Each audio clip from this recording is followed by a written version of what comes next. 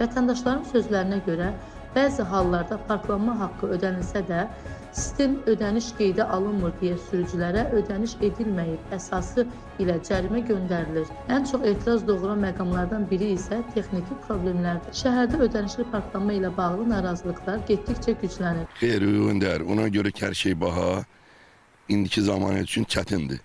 Hara getsən parklanma, yer də yoxdur saxlama. Ona görə də ya cərimələr gəlir 20 manat, 40 manat. Ona indiki zamanı bizim üçün çətindir, əlbəttə çətindir. Parklamağa vurdun, keçdin dükanı var, alış-veriş elədim, çıxdın getdin. Çox rahat, çox əla.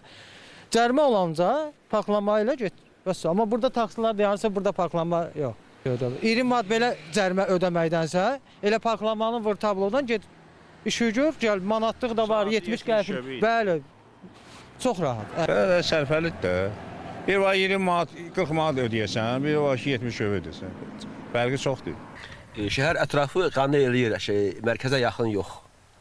Mərkəzə yaxın çox bahadır. Düzgündür.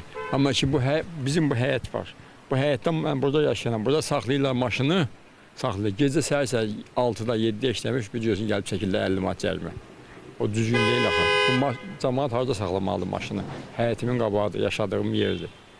Yəni ki bu düzgün deyil. Parking məncə düzgün deyil. Bu mikrorayon tərəflərdə, şəhərin içərisində olar. Cəmaət maşınlarda saxlamalıdır.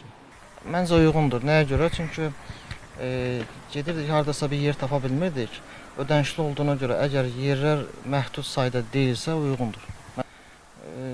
Qanidir deyəndə məcbur qane olmalıyıq da necədirsə, amma əsas yer tapmaqdır. Cərimədənsə o daha rahatdır.